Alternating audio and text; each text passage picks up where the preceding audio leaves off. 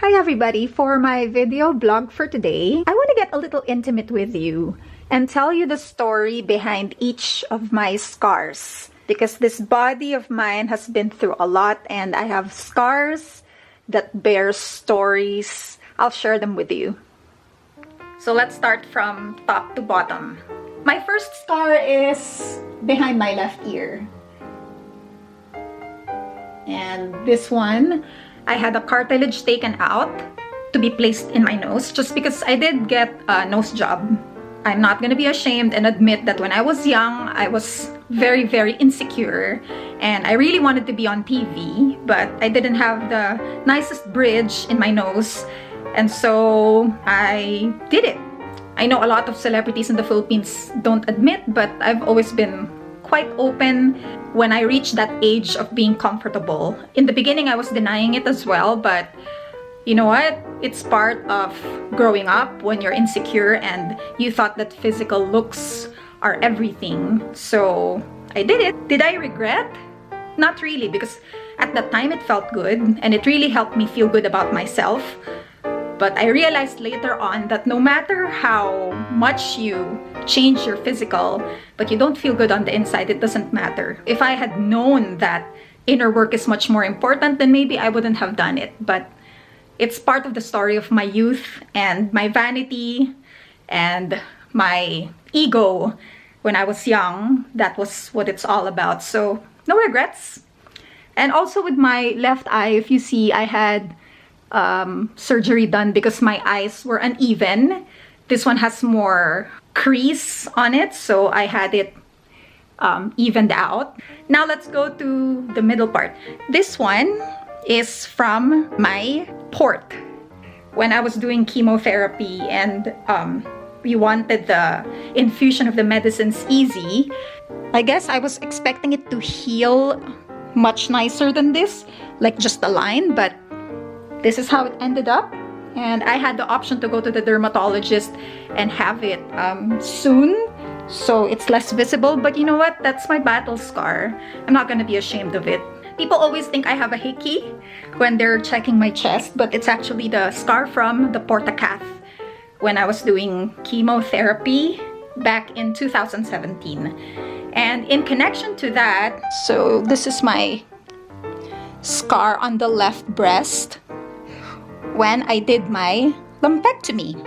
So the lumpectomy surgery was to take out the tumor that was present on my left breast. Yeah, I'm still happy to have both of my breasts. They're both still natural. And the left is slightly smaller now compared to my right. But I guess that's just part of, you know, getting the surgery. That's what I was told by my surgeon, that it's what it's expected. So I have, yeah, 2 scars on my chest, both because of breast cancer. You see that little dot right there? That one is from the thoracentesis when I had my drainage for the left lung very recently, and they found that the liquid was malignant. So that was the last time I had my 3rd diagnosis, and really shook my world. I felt really sad and depressed, but here I am. I'm still here. It did leave a mark. It did leave that brown dot right there. And then the next scar would be this. This one is from my monthly Zoladex injection in the tummy. And normally it heals because I do it alternately. If you see, there's 2 dots here as well. So it gets better over time, but I think because I keep getting the poke, so it's starting to get dark.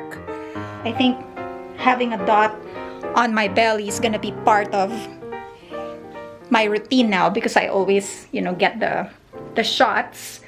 Those are preventative treatments for cancer, so they suppress my estrogen and make sure that I don't produce more, because my cancer is estrogen recipient, so it feeds on estrogen, and that is why I'm clinically menopaused right now at 40, which is not fun, but whatever will keep me alive, I'm willing to do it.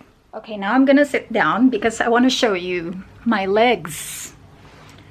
I have 2 scars in my legs, on the left particular.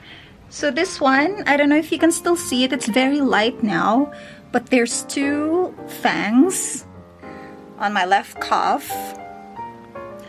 And the story is, when I was 10 years old, we have a dog in our house, and because I was so happy to see the puppies of this dog, right? So I went close, but you know how dogs can get so territorial with their puppies or their newborns. And so when I tried to come, I saw that the dog was growling at me, about to attack.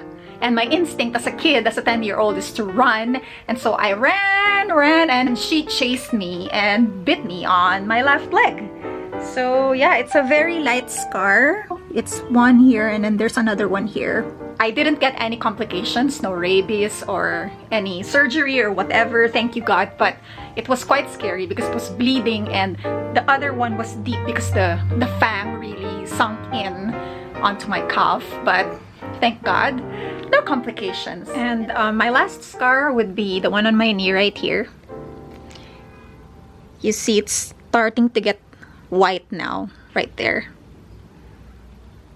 And this one is a very interesting story because when I was living in Madrid, in Spain, I fell in love with someone, and it was a very promising relationship. I really thought that this guy was the one. So when we broke up, I started to experience major depression and anxiety, and it triggers panic attacks on me because, you know, I'm on my own in a foreign country, I don't know the language, and he was the support I had, and yeah, it just felt very isolating and scary.